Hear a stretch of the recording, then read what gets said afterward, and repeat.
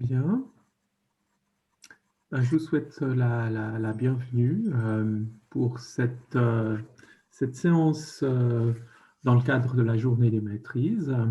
Peut-être que vous avez déjà passé par le stand et que vous avez déjà rencontré Aline Meyer, que vous avez en image, qui est conseillère aux études de la maîtrise en enseignement spécialisé, avec qui je vais présenter cette séance d'information pour la maîtrise en enseignement spécialisé et qui constitue aussi en même temps la séance qui va vous rapporter les procédures pour l'admission en maîtrise en enseignement spécialisé. Mon nom, c'est Roland Emery, je co-dirige la maîtrise et je serai là pendant ce temps-là pour vous présenter dans un premier temps la maîtrise. Je passerai la parole ensuite à Aline Meyer qui vous parlera davantage des procédures d'admission. Je veux être sûr que vous m'entendez bien. Aline, c'est bon? Ok. Bien. Je vais partager l'écran, que vous puissiez voir le diaporama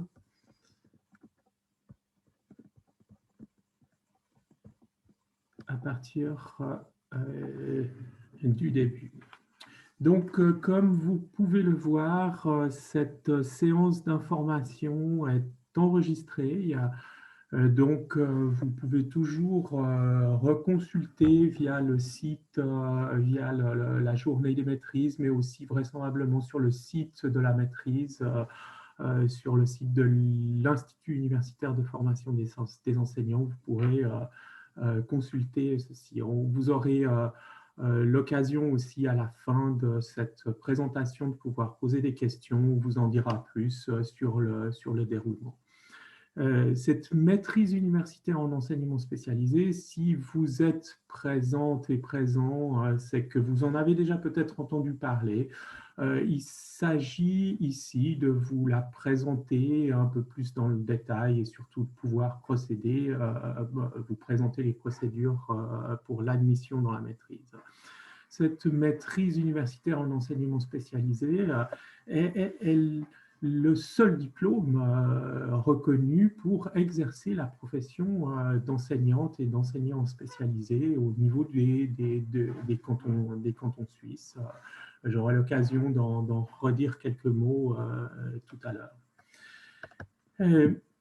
Comme toute maîtrise universitaire, cette maîtrise est dirigé, piloté par un comité de programme constitué de différentes personnes et entre autres de la direction de la maîtrise et de la co-direction de la maîtrise. Donc, je vous ai dit, mon nom c'est Roland Emery. J'excuse ici Greta Pelgrims qui dirige la maîtrise en enseignement spécialisé et qui est actuellement en congé scientifique. Dans ce comité de programme, vous pouvez voir qu'il y a des membres enseignants de la section des sciences de l'éducation. Peut-être que vous avez déjà, si vous faites vos études ici et que vous êtes en cours de bachelor, rencontré certains de ces enseignants. Je pense par exemple au professeur Joachim Dols qui enseigne aussi au niveau du bachelor. Dans ce comité de programme, il y a aussi des représentantes des étudiants et étudiantes qui s'excusent pour ce soir alors, et qui nous prient aussi. Alors, si certains d'entre vous seraient intéressés d'avoir un regard d'étudiants qui, elles sont en cours de cursus, elles sont en train de terminer leur cursus, Madame Jacques Nougrua et Madame Garlinski. Si vous êtes intéressé, faites-le savoir via le chat à Madame Aline Meyer qui vous transmettra les coordonnées courriel de ces étudiantes. qui peuvent vous répondre et qui servent vraiment de relais entre les étudiantes et puis le comité de programme et qui peuvent apporter leur point de vue d'étudiants du programme sur comment est-ce que ça se déroule, etc. etc. Madame Aline Meyer, que vous allez entendre tout à l'heure, que vous avez peut-être déjà rencontré, fait partie de ce comité de programme, et Madame Desbaumes en assure le secrétariat. Puisque la maîtrise en enseignement spécialisé est une maîtrise professionnalisante qui forme à la profession d'enseignante et d'enseignant spécialisé, nous avons un certain nombre de partenaires avec lesquels on collabore, que ce soit pour l'organisation des stages, mais aussi pour échanger à propos de la formation, des aspects de formation dans le sens large. Et les partenaires principaux avec lesquels on a affaire comme comité de programme, c'est l'Office médico-pédagogique, Madame Stiasny, qui est directrice de l'enseignement, de l'évaluation, de la formation. Et puis, pour les institutions privées subventionnées, de la GOER, Marc Chapelle, qui est directeur de l'école SKIPA, et Pierre-Yves Duparc, qui est directeur de l'ARC, une autre école.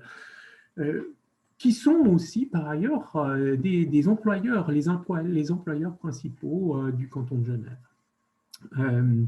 Vous voyez aussi que peut-être, contrairement à une formation d'enseignants primaires, en tout cas, on a affaire à des partenaires publics, l'Office médico-pédagogique, qui dépend du département de l'instruction publique, mais on a aussi affaire à des institutions privées subventionnées qui délivrent des prestations d'enseignement spécialisé.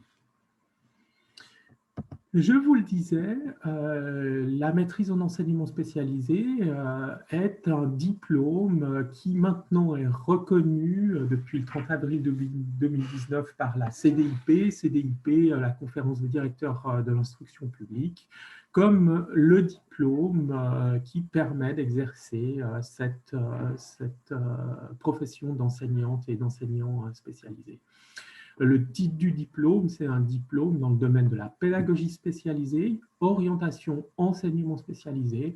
Peut-être que certaines et certains d'entre vous savent ou sont allés se renseigner à propos d'une autre maîtrise qui est aussi, qui forme dans le domaine de la pédagogie spécialisée, mais dans l'orientation éducation précoce spécialisée, qui, comme vous l'entendez par le titre de la maîtrise, est plutôt dévolu à former des éducateurs précoces spécialisés qui vont travailler avec des plus jeunes enfants. Donc, ce qui veut dire qu'en ayant cette reconnaissance CDIP, vous pouvez ensuite prétendre, avec le diplôme de maîtrise en enseignement spécialisé, vous pouvez prétendre travailler dans l'ensemble des cantons suisses. Évidemment que vous pouvez postuler, mais après, c'est comme tout job, vous devez passer par des procédures pour les engagements. Voilà, donc comme je vous le disais tout à l'heure, je vais prendre un peu de temps, peut-être certains ont consulté déjà des plans d'études, ont un peu des idées, ont entendu. Là, je vais vous présenter officiellement le plan d'études de la maîtrise en enseignement spécialisé. Et puis ensuite, Aline Meyer vous parlera des conditions d'admissibilité, la procédure d'admission et puis quelques informations pratiques. Alors, on a plutôt convenu que dans un premier temps, on va vous faire cette présentation, donc gardez vos questions pour la suite quand on aura terminé cette présentation. Peut-être que vous avez des questions qui viendront au fur et à mesure, mais qui seront répondues dans le courant de la présentation. Voilà, donc le plan d'études de la maîtrise en enseignement spécialisé, dit MESP, vous avez peut-être entendu parler, c'est la MESP, c'est la formation MESP, c'est vraiment l'acronyme de maîtrise en enseignement spécialisé. Deux grands objectifs de la formation, qu'il est toujours bon de rappeler dès le départ, parce que nous sommes dans une formation académique. Alors certes, il s'agit de pouvoir former à la profession d'enseignantes et d'enseignants spécialisés, c'est-à-dire savoir exercer les tâches, les multitâches liées à la profession d'enseignant, mais ici, à considérer le fait que vous allez, dans le courant des stages ou quand vous êtes enseignant spécialisé, avoir affaire à des élèves dits à besoins éducatifs particuliers. Euh, donc, des élèves qui, pour une raison ou pour une autre, vont avoir des besoins, des conditions d'enseignement, des conditions de prise en charge qui sont particulières pour qu'ils puissent ben, être un élève et puis pouvoir apprendre dans des conditions scolaires. Ces élèves-là, et ça c'est aussi une richesse de la profession, hein, c'est des élèves qui peuvent avoir de 4 ans jusqu'à 20 ans. Je vous dis ça parce que en termes de perspective professionnelle, vous voyez que ça ouvre des portes. Vous pourriez, si vous faites le choix de ces études et que vous êtes engagé dans un lieu d'enseignement spécialisé, vous pourriez travailler d'abord avec des petits qui ont un type de besoin particulier, ensuite travailler avec des plus grands, voire avec quasiment des jeunes adultes qui sont plutôt dans une recherche d'insertion professionnelle. Et ceci tout en considérant également des objectifs scolaires. Vous, si vous êtes intéressé à cette maîtrise-là, c'est que vous êtes intéressé par le métier d'enseignant, c'est que vous êtes intéressé par l'enseignement et l'apprentissage de ces objectifs scolaires.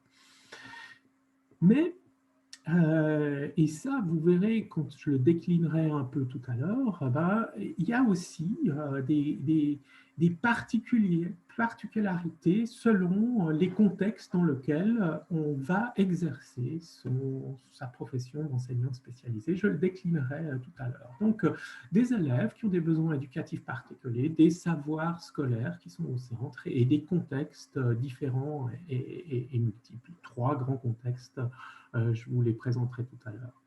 Ça, c'est le premier grand objectif général. Le deuxième objectif général, c'est pouvoir acquérir des compétences qui permettent de prendre un peu de distance par rapport à cette activité professionnelle, avoir une étude réflexive de ces faits d'enseignement spécialisé, mais aussi avoir une étude scientifique avec une méthodologie qui est suffisamment solide pour étudier ce qui se passe dans ces lieux d'enseignement spécialisé, quelles sont les pratiques, comment les élèves apprennent, etc., etc.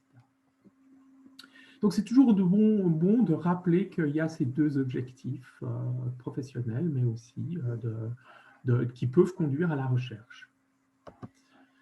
La structure de la formation, 120 crédits, c'est 4 semestres, 4 semestres à minima, c'est maximum 8 semestres, avec 4 grands domaines de connaissances et de compétences que je vous présenterai davantage tout à l'heure, avec une série d'unités de formation qui sont obligatoires, des unités de formation. Ben oui, quand on forme à une profession, il y a des incontournables, donc il y a une grande partie des UF qui sont obligatoires, que vous devez suivre dans ce programme de maîtrise. Mais vous avez aussi toute une série d'UF que vous pouvez choisir, qui sont optionnels. Vous pouvez choisir entre 3 UF, vous en choisissez une, vous en choisissez 2, ça dépend des domaines.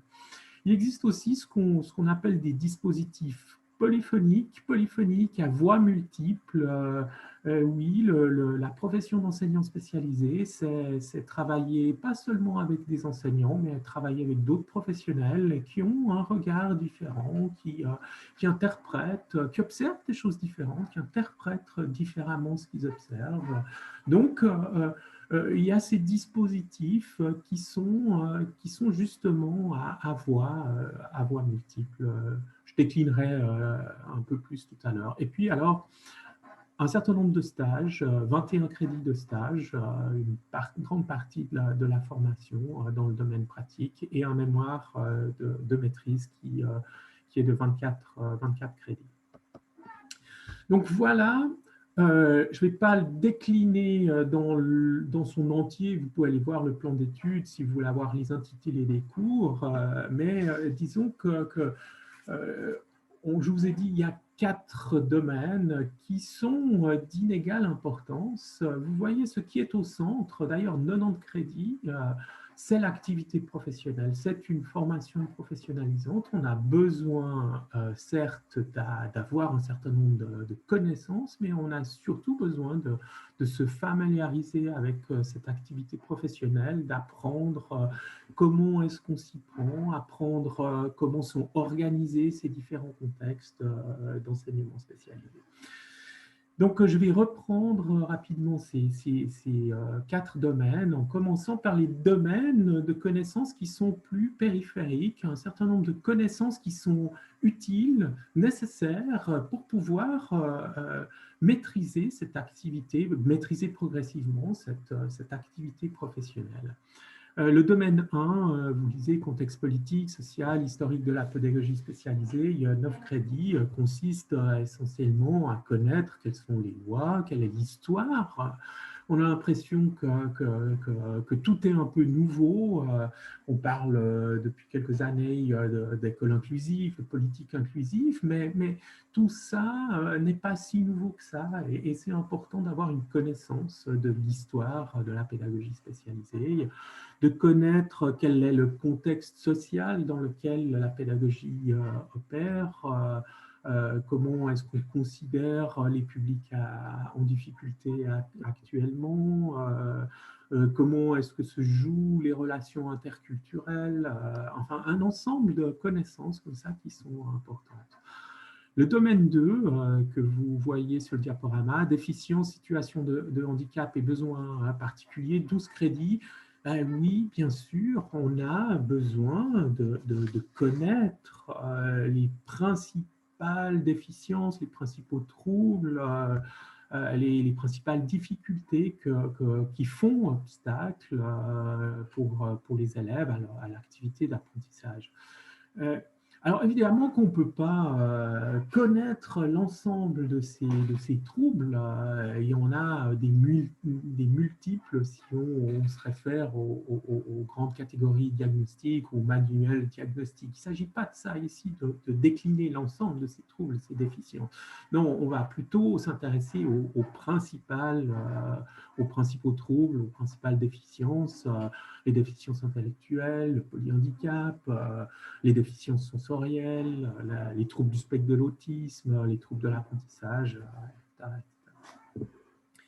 Le domaine 3, je l'ai un peu évoqué tout à l'heure, désolé, j'ai appuyé trop vite. Le domaine 3, je l'ai évoqué tout à l'heure, c'est la question du rôle et de l'identité professionnelle de l'enseignant spécialisé. Cette maîtrise, elle forme à l'enseignement spécialisé.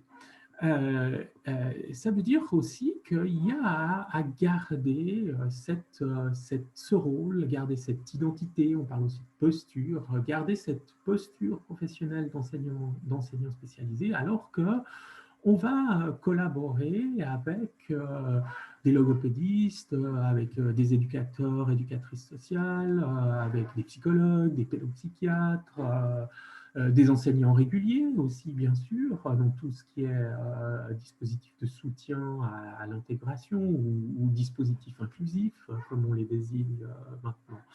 Une connaissance des structures, des parcours scolaires, et ici, de nouveau, hein, ce que je vous disais, c'est un dispositif polyphonique qui consiste autour d'un objet en particulier, de pouvoir mettre en synergie ces différentes voies professionnelles.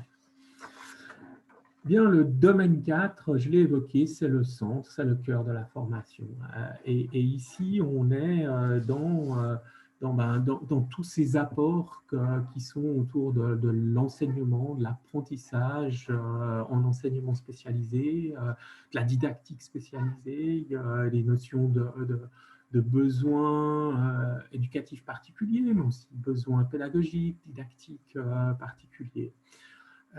Et alors, ces unités de formation d'une part, et d'autre part, alors ces trois grands modules qui sont des modules de formation pratique. Je parlerai des stages. Chacun des stages, des trois stages que je vous présenterai tout à l'heure, sont articulés étroitement à des séminaires thématiques, sont articulés à des cours à propos d'enseigner, apprendre, justement dans les contextes inclusifs, on le disait tout à l'heure, à des apports didactiques en particulier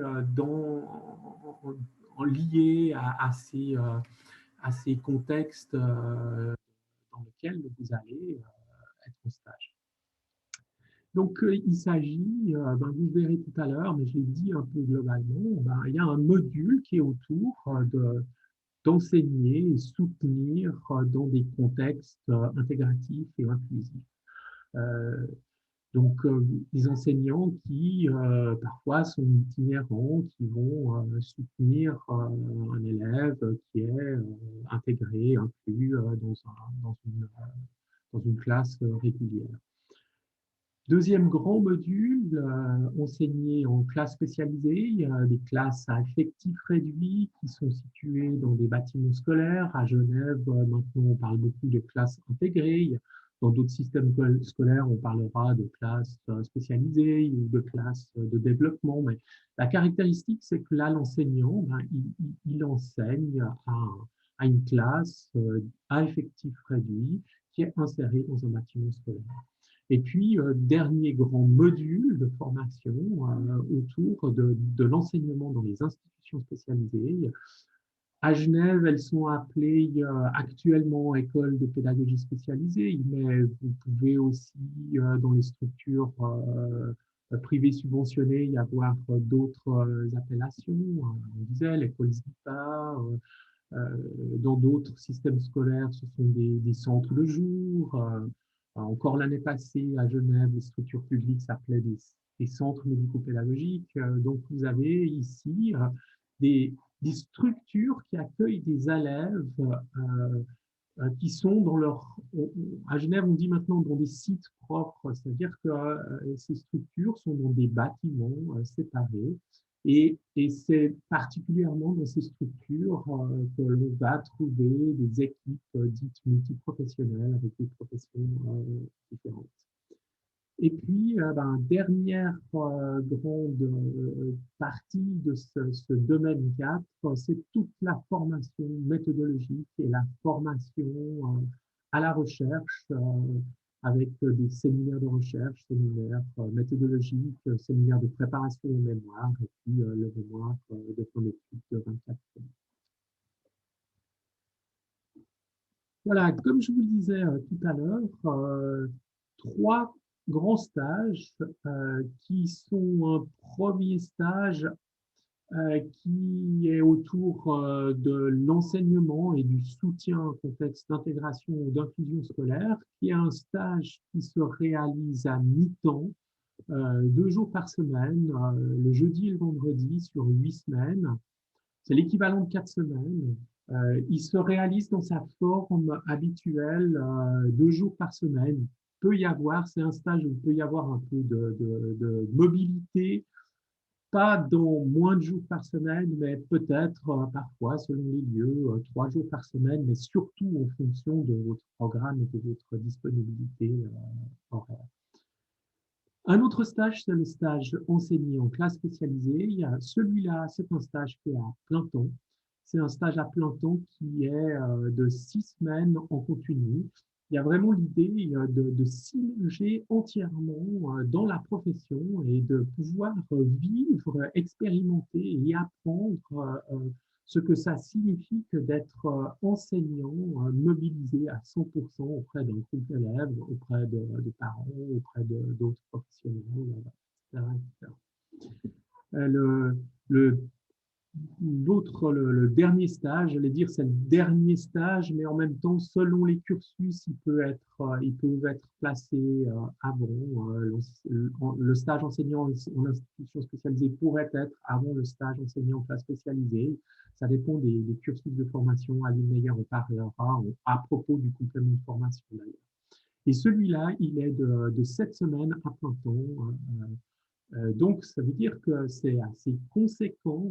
C'est pendant une période, vous êtes vraiment mobilisé entièrement par ce stage, tout en ayant quelques séminaires qui accompagnent ces stages, parce qu'on est vraiment dans des formations en alternance, et c'est d'ailleurs ce qui a été relevé et pointé comme extrêmement pertinent par la conférence des directeurs de l'instruction publique sur la formation Genevois.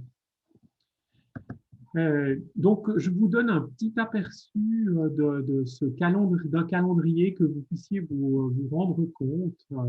Du coup, je vais arrêter ce partage d'écran pour partager le document qui est ici.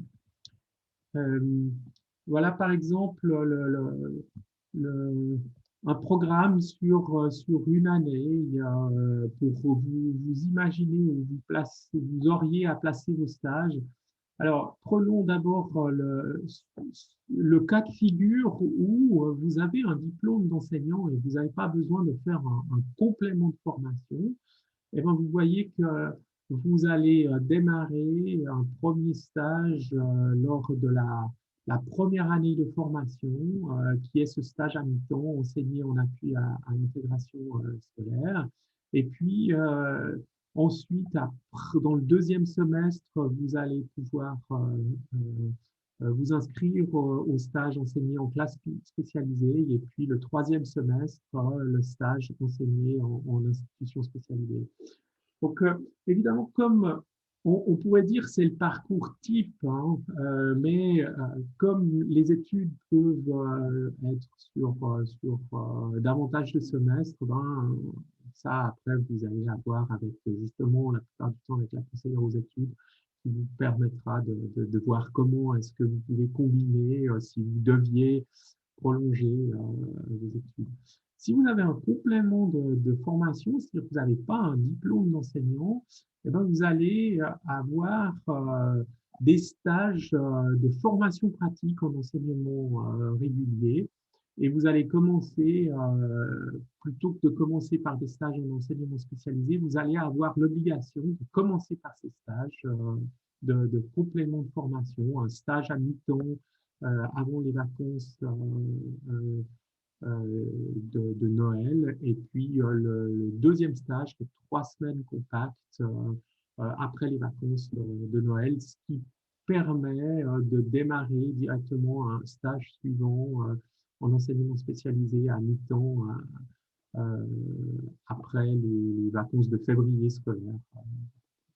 Et ensuite, l'année suivante, le stage en institution spécialisée, et puis pour terminer avec le stage en classe spécialisée.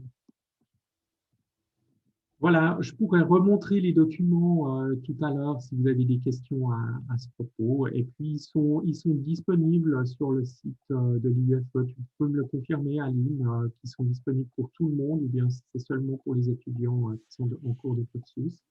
Non, c'est des documents qui sont publics Okay. sur l'espace étudiant MESP, Ouais. dans lequel on retrouve aussi le plan d'études détaillé avec les listes de cours, le règlement d'études, tous les documents qui peuvent être utiles, y compris aux personnes qui s'intéressent au master. Ok. Bien, Aline, je te passe la main pour la suite. Ça marche. Alors, je vais aussi partager mon écran. Hop là.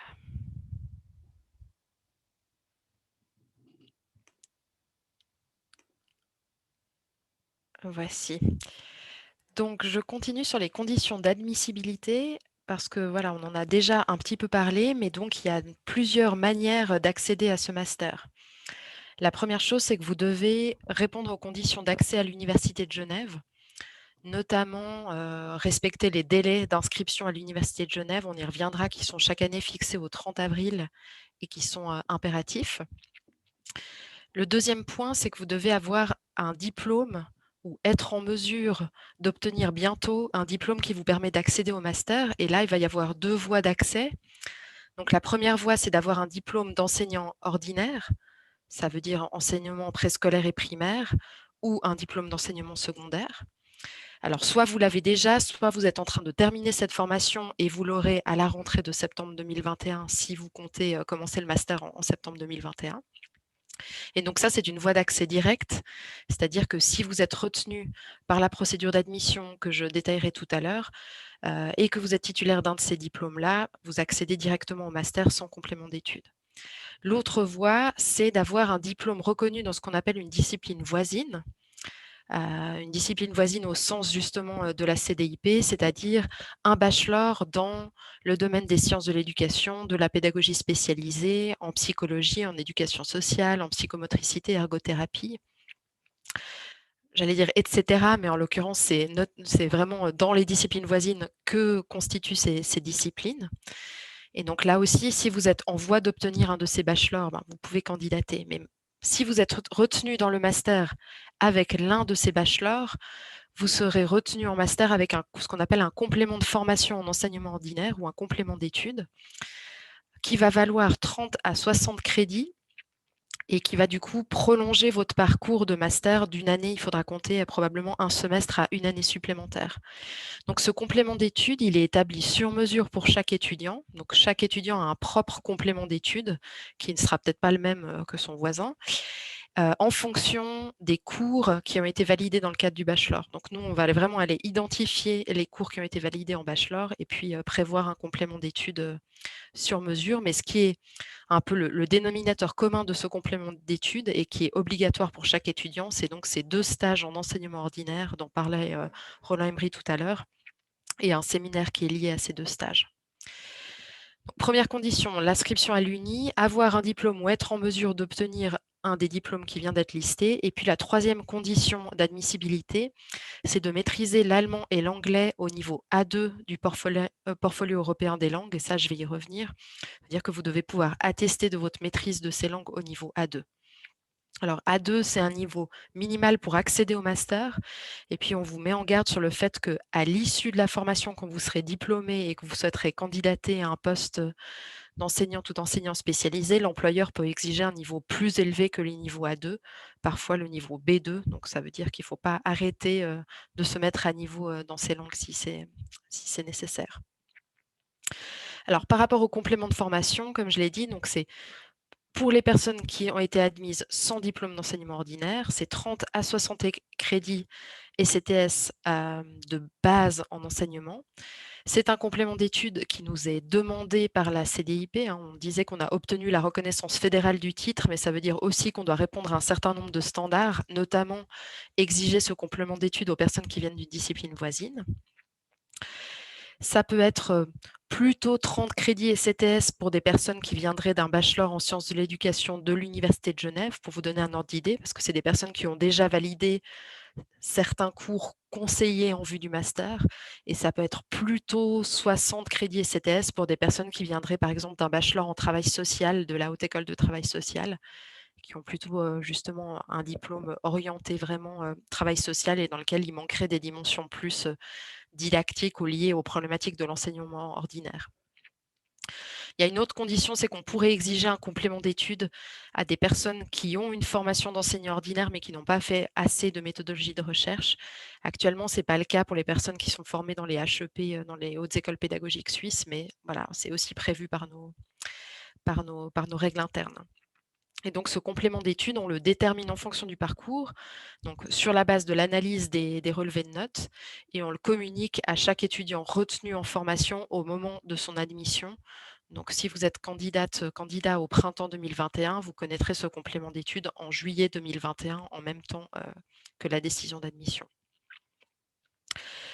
L'autre chose, c'est qu'on a des possibilités d'équivalence dans la maîtrise. Donc, pour les personnes qui candidateraient à cette maîtrise avec déjà un niveau maîtrise, donc on sait qu'il y a des personnes qui ont par exemple fait un parcours complet d'études en psychologie, bachelor plus master, et qui ensuite souhaitent venir se spécialiser dans le domaine de l'enseignement spécialisé ou qui ont déjà fait un master en sciences de l'éducation. Vous avez la possibilité de formuler des demandes d'équivalence à concurrence de maximum 40 crédits sur les 120, donc ça veut dire le tiers de notre programme.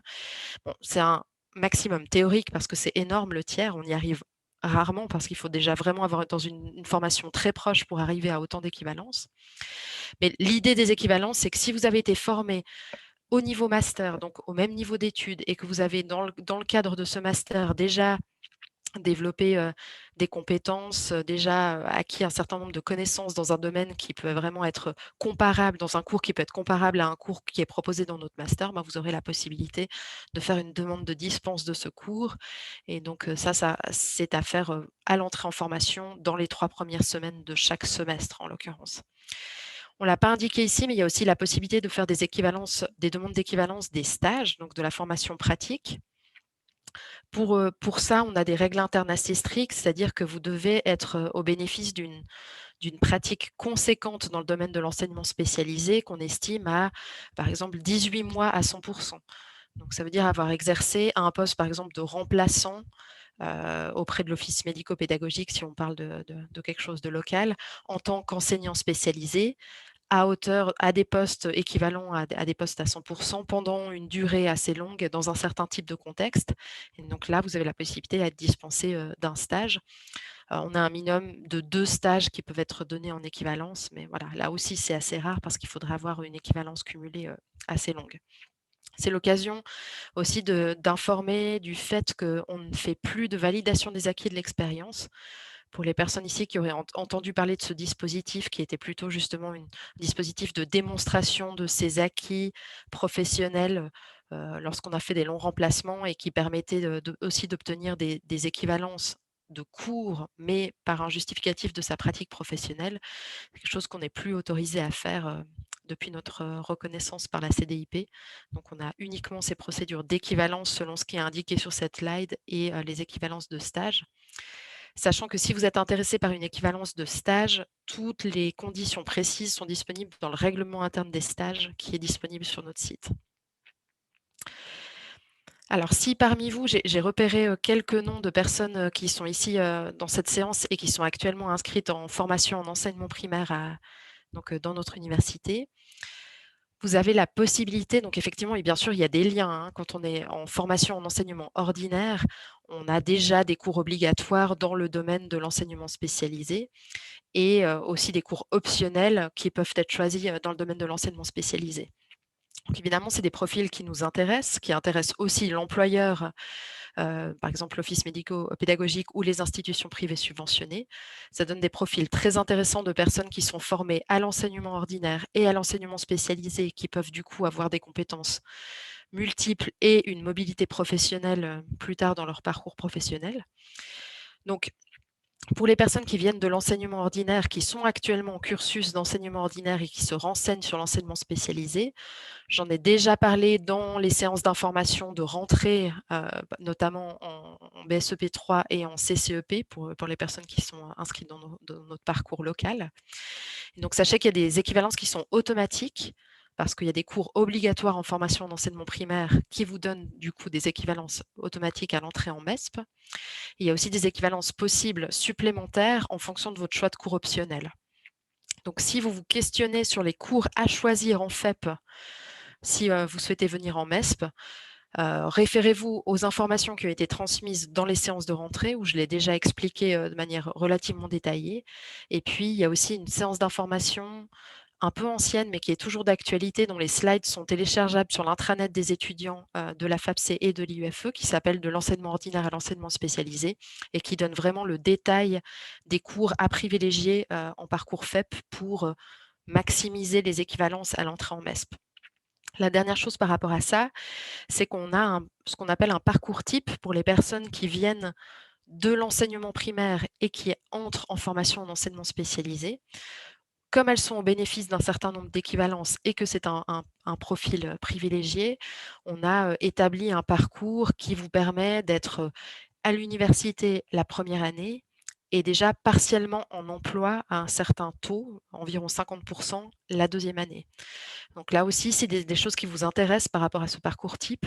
C'est des informations que vous pouvez obtenir de manière un peu plus détaillée auprès de moi directement par email à l'issue de cette séance.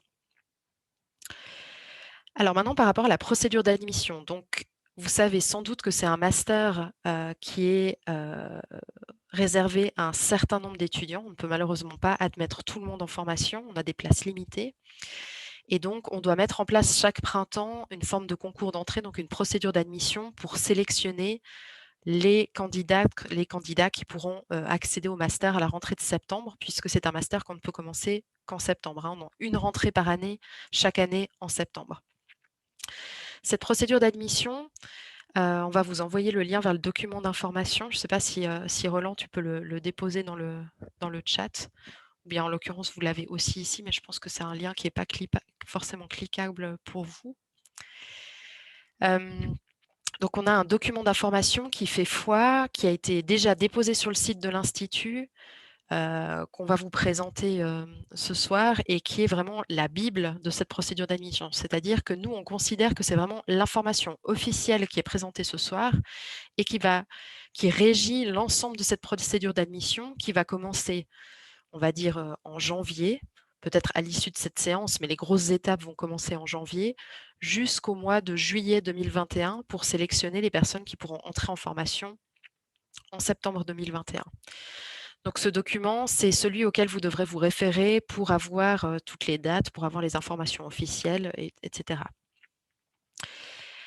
Pourquoi on a cette procédure d'admission? Alors, juste par rapport au document, vous n'êtes pas obligé de l'ouvrir maintenant, auquel cas vous ne verrez plus la présentation, mais c'est juste pensez bien à aller le chercher en fin de séance, à l'enregistrer à quelque part ou à aller le retrouver sur notre site sur la page procédure d'admission, puisque c'est un document qu'on distribuait physiquement en séance quand vous pouvez la faire en présence. Donc c'est un document qu'on tient à ce que vous ayez à l'issue de cette séance. Donc ce master, c'est un master qui est limité à 25 places. 25 places parce que nous avons un nombre de places de stage limité en formation. Donc vous avez vu, on vous a présenté le fait que cette formation est largement pratique. Vous avez en tout cas 3 stages dans différents contextes de l'enseignement spécialisé, des stages qui vont essentiellement être réalisés dans le canton de Genève, dans les institutions publiques, donc auprès de l'office médico-pédagogique ou auprès d'institutions privées subventionnées. Et donc, ces places de stage, elles ne sont pas infinies, elles sont dépendantes du nombre de contextes disponibles à Genève et aussi du nombre de formateurs que le département nous met à disposition. Donc, on estime ce nombre de places limité à 25 étudiants par année.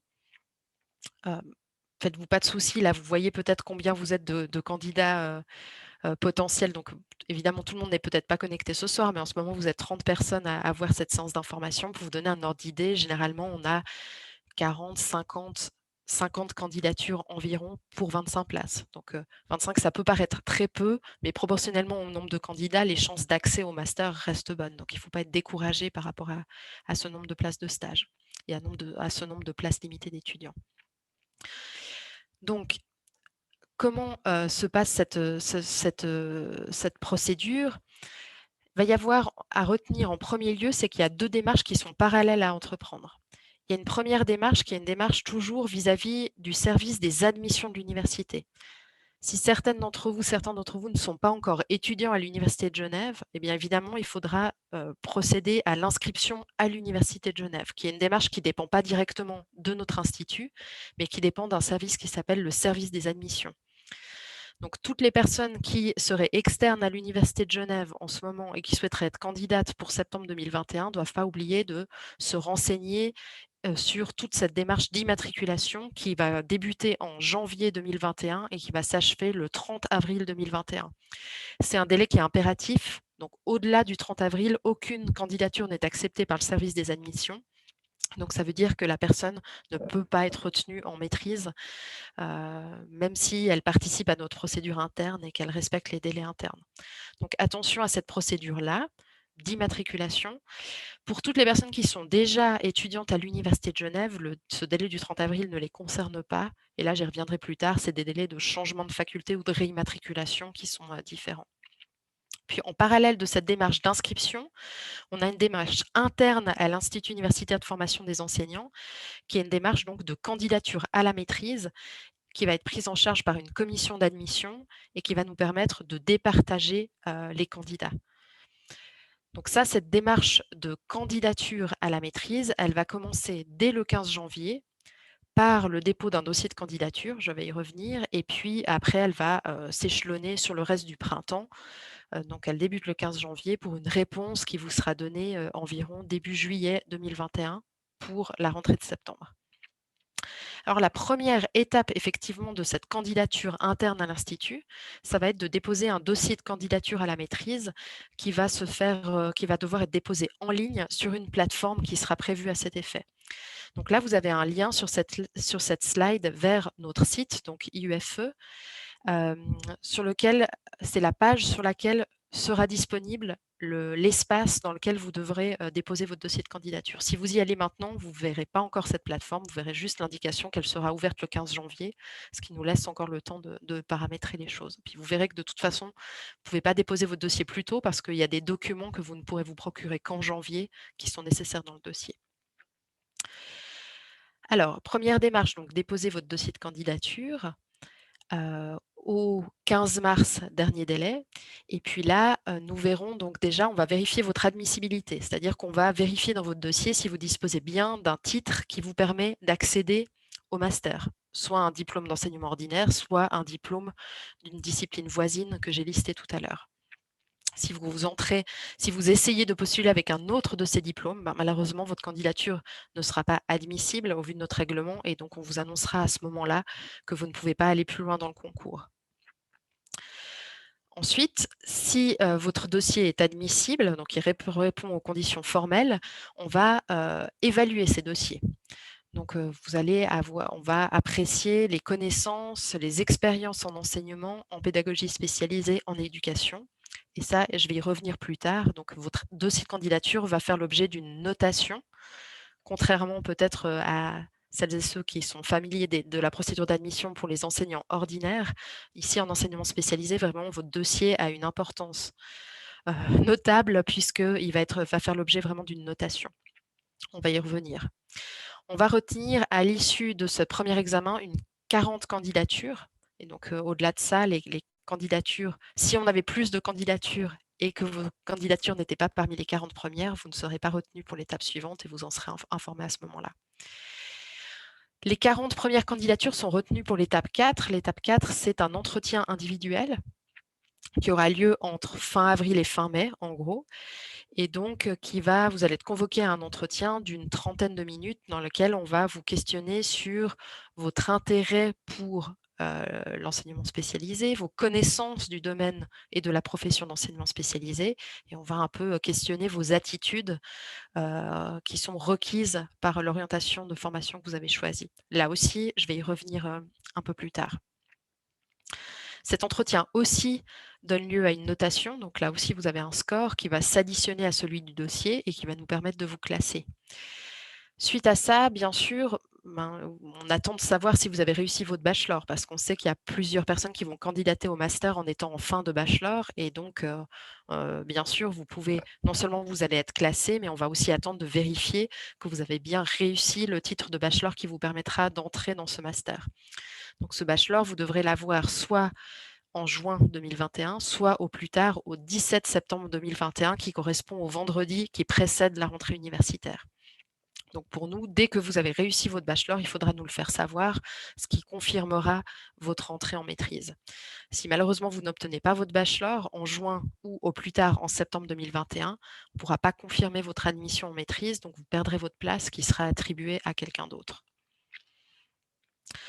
Et donc voilà, somme toute, on va vérifier on vérifie l'admissibilité, on fait passer un dossier, on étudie les dossiers, on fait passer des entretiens, ça nous permet de faire un classement des candidats et donc les 25 premiers du classement sont retenus, en maîtrise, sous réserve qu'ils réussissent à confirmer l'obtention de leur bachelor dans les dates qui ont été précitées et on annonce les résultats par courrier recommandé début juillet 2021.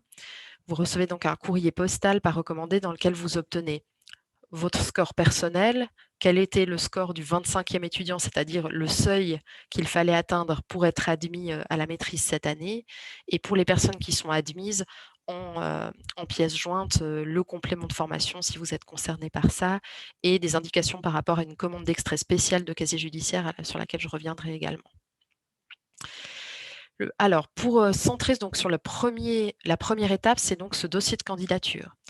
Dossier de candidature, il est très important parce qu'il va nous permettre de vérifier votre admissibilité, de vous connaître davantage et de voir voilà, d'où vous venez, de quel diplôme, quelles ont été vos expériences professionnelles, vos expériences pratiques, vos expériences associatives, vos expériences bénévoles, c'est-à-dire en gros toutes les expériences que vous avez pu avoir dans votre formation et hors de votre formation qui touchent à la pédagogie spécialisée. On va y revenir. Ce dossier de candidature, il doit comprendre un certain nombre de pièces qui sont obligatoires, que vous devrez numéroter, nous rendre dans cet ordre. Donc, c'est un dossier qui est assez guidé, qui est du coup peut-être plus facile à constituer pour vous parce qu'on vous demande clairement ce qui doit y figurer. Donc, vous pouvez dès maintenant, si vous êtes intéressé à participer à cette procédure d'admission, commencer à préparer ces documents, à compiler ces documents en ayant en tête que vous devrez nous les transmettre au plus tard le 15 mars. Alors, le premier document qui est exigé, c'est une lettre de motivation assez standard dans laquelle vous allez expliquer voilà, pourquoi aujourd'hui, en fin de formation et dans la formation dans laquelle vous êtes, vous vous destinez au master en enseignement spécialisé. Pourquoi vous, pourquoi ce métier. Voilà, donc on a un format dans la lettre de motivation qui est assez standard et qui est expliqué dans le document d'information que peut-être je passerai en revue rapidement tout à l'heure. Je crois que dans la lettre de motivation, on vous dit le nombre de pages, le format attendu pour que ce soit assez cadré. Ensuite, vous devez fournir un CV qui doit être structuré selon ces rubriques. C'est-à-dire qu'on exige que vous revoyiez votre CV en le structurant avec ces rubriques-là. Ça nous permet, comme on doit évaluer lire ces CV, les évaluer, d'avoir que chacun et chacune ait la même structure. Donc, on vous demande vos informations personnelles, ça c'est assez standard. On vous demande une photo passeport. Vous devez lister les études et les formations que vous avez suivies, formation secondaire, formation universitaire, formation post-grade, formation continue si vous en avez faites. Donc, vraiment tout ce qui est de l'ordre de vos formations importantes et des diplômes que vous avez déjà obtenus ou que vous êtes en voie d'obtenir. On demande une troisième section qui est les expériences professionnelles et associatives dans le domaine de l'enseignement spécialisé, de l'enseignement ordinaire, de la pédagogie spécialisée et de l'éducation en général. Donc, dans cette rubrique, on aimerait que vous nous listiez toutes les expériences que vous avez eues dans le domaine de l'enseignement ordinaire ou spécialisé, ou dans le domaine de la pédagogie spéciale ou de l'éducation au sens large, c'est-à-dire dans des métiers ou dans des positions dans lesquelles vous avez été en contact avec des personnes de tout âge qui présentent une situation de différence.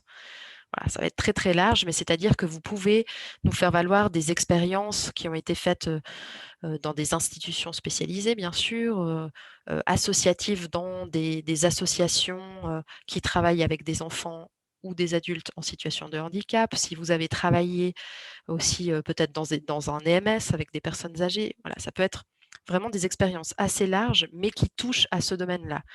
Donc, on ne va pas être intéressé par vos expériences professionnelles, par exemple dans la vente, ou qui ont été dans des activités accessoires qui vous ont permis de financer vos études. Elles ont peu d'importance pour nous dans le cadre de cette candidature. Par contre, des expériences pour vous qui sont peut-être moins importantes à vos yeux, je ne sais pas, dans le domaine associatif, ou si vous avez fait des répétitoires ou ce genre de choses, pourront être importantes pour nous. Donc, essayez vraiment de délimiter vos expériences professionnelles ou associatives, c'est-à-dire rémunérées ou non, peu importe, mais qui ont une proximité avec le domaine du master, avec le domaine de l'enseignement et de la pédagogie spécialisée. Pour chacune de ces activités, c'est important pour nous que vous listiez la fonction que vous avez occupée, le lieu dans lequel vous avez exercé, votre taux d'activité et la durée de l'expérience. Et ça, je vais y revenir. Vous allez devoir aussi le lister un peu plus loin dans une autre pièce. Donc, c'est important que vous nous disiez, j'ai été, par exemple, remplaçante longue durée auprès d'une école primaire du canton de Genève qui était, je sais pas, l'école de Champfréchet, un taux de 50% pendant une durée de 6 mois, c'est-à-dire du 1er novembre au X avril. Donc c'est important que ce soit très détaillé et parce que vous allez devoir attester de chacune de ces expériences. Ensuite, rubrique suivante, votre maîtrise des langues. Là aussi, ce qui est important pour nous, c'est de voir déjà dans votre CV quelle est votre maîtrise de l'allemand et de l'anglais, puisque c'est des prérequis à l'admission. Donc, indiquez bien quel est votre niveau de langue en allemand et en anglais, puisque c'est ça qui nous intéresse en premier lieu. Et puis, vous avez une rubrique autre dans laquelle vous pouvez faire valoir voilà, tout ce qui vous paraît d'autre qui pourrait être intéressant à nous faire savoir, qui définit qui vous êtes, qui définit votre parcours. Ça peut être une passion, ça peut être un voyage, ça peut être plein de choses, ça peut être une autre prise de fonction importante dans votre parcours professionnel ou associatif. Ça peut être d'autres choses par rapport à votre formation. Bref, n'hésitez pas à utiliser cette rubrique autre pour nous faire savoir des choses sur votre candidature. Ça, c'est la rubrique, donc votre CV qui doit être très structuré. Et puis ensuite, il y a donc d'autres pièces qui sont exigées et vous verrez qu'ils vont être aussi un peu en miroir, en lien avec ce CV. Donc les pièces 3, c'est votre attestation de maîtrise de l'allemand et de l'anglais. C'est-à-dire quel est le document qui nous fait savoir que vous avez ces niveaux-là. Donc, il y a deux manières, ça je vais le détailler plus tard dans la séance, il y a deux manières d'attester. Vous allez soit pouvoir nous fournir un certificat d'allemand ou d'anglais de niveau A2, soit si vous êtes en cours d'obtention de ces certificats, considérant qu'on vous laisse un délai jusqu'au 31 août 2021 ou plus tard pour nous les transmettre, vous avez la possibilité de remplacer cette pièce numéro 3 par un document dans lequel vous nous indiquez simplement « Je suis en train de me mettre à niveau, je vous remettrai le document au plus tard le 31 août ». Et ça nous suffira, donc on notera qu'on attend ce document et qu'il arrivera plus tard. Je reviendrai plus loin sur la manière d'attester ce niveau A2 en allemand et en anglais et quels sont les certificats qu'on reconnaît. La pièce 4, c'est que vous allez devoir nous transmettre des copies de vos diplômes ou une lettre de l'institut de formation qui atteste l'obtention potentielle de votre diplôme en juin ou septembre 2021. Donc, par exemple, si vous candidatez en ayant déjà un bachelor et un master en psychologie, fournissez-nous la copie de votre diplôme de bachelor et de master en psychologie.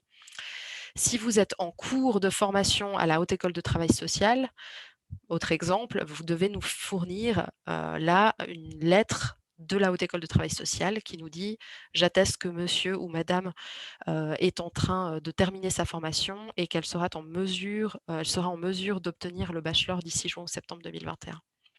Ce qui est en gras, et c'est important, on a une majorité des candidats qui sont internes à notre faculté des psychologies et des sciences de l'éducation ou à notre institut universitaire de formation des enseignants.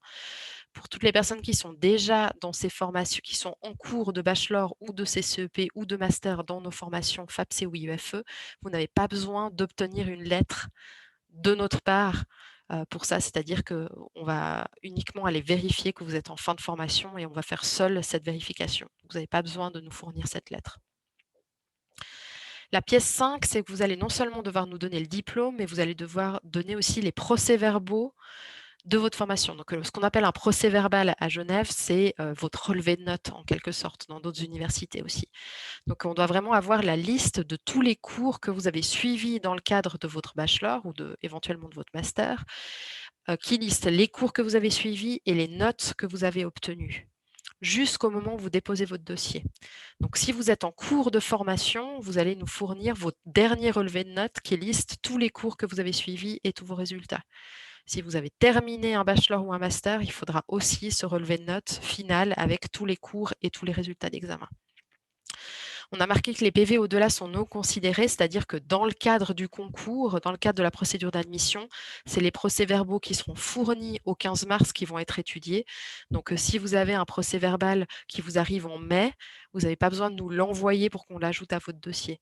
Il ne va pas avoir d'incidence dans le cadre de votre classement. Bien sûr, il sera nécessaire si vous devez nous prouver que vous avez réussi votre bachelor pour confirmer votre admissibilité. La pièce 6, c'est le tableau de synthèse des expériences associatives et professionnelles. Je vais directement aller à ce tableau. Donc, c'est un tableau qui est en dernière page du document qu'on vous a transmis et que vous pouvez également télécharger sur notre site, qui est une pièce obligatoire et qui est une manière de décliner de manière encore plus détaillée ce que vous avez indiqué dans le CV. Donc, dans l'idée, dans le CV, vous nous listez vos expériences professionnelles et associatives. Et là, vous allez devoir les synthétiser dans ce tableau en numérotant les attestations qui vont permettre de le prouver. Donc, par exemple, vous mentionnez dans le CV que vous avez fait un remplacement en enseignement ordinaire à Champfréchet, j'y reviens. Là, vous allez attester que c'est votre attestation numéro 1 à la fonction d'enseignant remplaçant, lieu dans l'école de Champfréchet, taux d'activité à 50%, durée, la période, et puis on vous demande de calculer le nombre de jours que cela représente. Parce que parfois, un taux d'activité plus une période, ça donne un truc assez complexe à calculer. Donc, on vous demande, pour confronter à notre propre calcul, de nous faire l'estimation du nombre de jours que vous avez exercé dans le cadre de cette fonction et de ce lieu.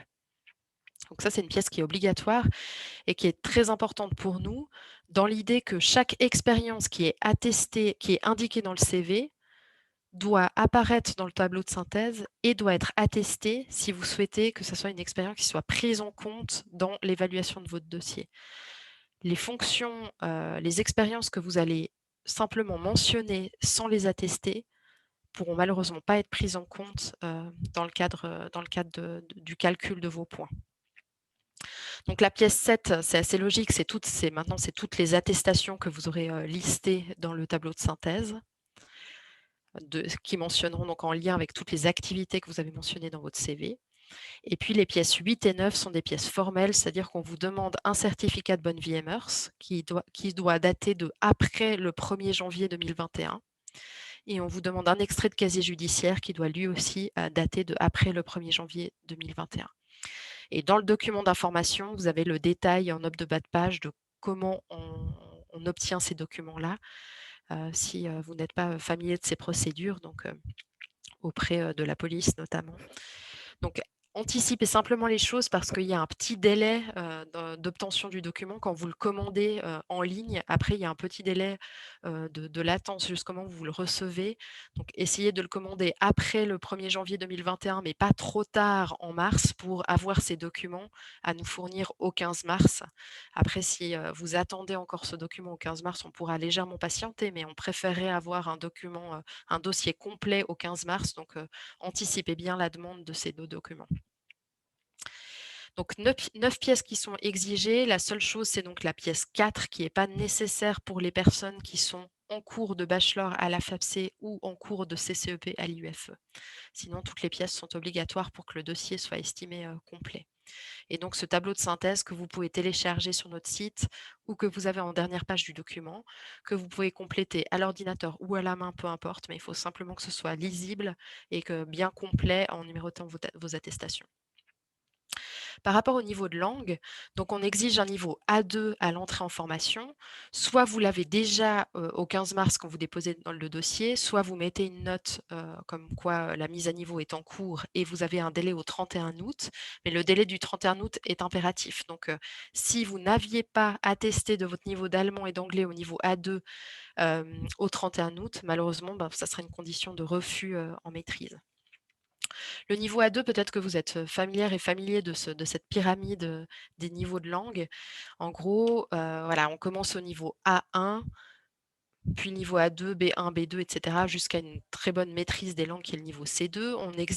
On considère qu'à la fin d'une maturité gymnasiale en Suisse, donc si vous avez fait le collège et que vous avez obtenu une maturité, vous avez environ un niveau B2, pour donner un ordre d'idée. Donc, largement suffisant vis-à-vis de ce qui est demandé pour la maîtrise. On considère aussi qu'à la fin du cycle d'orientation, aux examens finaux de votre fin de scolarité obligatoire, vous avez un niveau A2 et donc ce serait un niveau qui serait suffisant pour accéder au master. Comme je le disais, le niveau A2, il est exigé pour entrer en maîtrise. On vous met en garde sur le fait qu'un employeur pourrait demander un autre niveau, donc plus élevé, au niveau B2 par exemple, pour certains sites à l'issue de la formation. Donc c'est bien de vous en soucier en parallèle du master pour ne pas être surpris en fonction du lieu dans lequel vous souhaiterez candidater à la fin du master. Maintenant, qu'est-ce qu'on reconnaît comme diplôme? On est assez large sur les diplômes qu'on reconnaît. C'est-à-dire qu'il y a pas déjà la première chose, c'est qu'on n'a pas de date entre guillemets «de péremption» de ce diplôme. Si vous avez fait une maturité en 2015 ou si vous avez fait une maturité même en 2005, peu importe, on considérera que la fin, le certificat de maturité qui atteste de votre résultat en allemand et en anglais sera, valide. Donc il n'y a pas de date à partir de laquelle vous devez avoir obtenu ce certificat ou votre maturité. On va reconnaître les résultats des études secondaires. Donc pour la plupart d'entre vous, ça sera des maturités, ou des bacs en l'occurrence, c'est des résultats qui sont reconnus. Si vous avez aussi étudié l'allemand ou l'anglais jusqu'à la fin de votre scolarité obligatoire, donc au cycle d'orientation, vous pouvez aussi nous fournir votre certificat de fin de scolarité.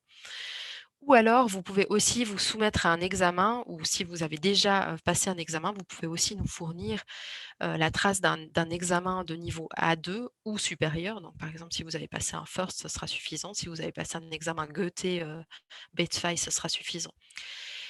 Ce qu'il faut préciser, c'est que ce qui est important pour nous, c'est que ce soit un examen. Si vous choisissez l'option examen certifié, il faut vraiment que ce soit un examen certifié, c'est-à-dire pas un test de niveau offert par une école. Par exemple, on ne reconnaît pas le test de l'IFAGE auquel on peut se présenter chaque mardi pour connaître son niveau pour être placé dans un cours.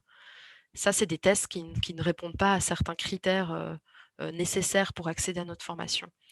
Donc, c'est soit la scolarité obligatoire, cycle d'orientation collège, et vous nous fournissez ces documents-là, soit vous passez un examen à l'issue d'un cours ou non, mais qui soit un examen certifié par un organisme de formation suisse ou étranger.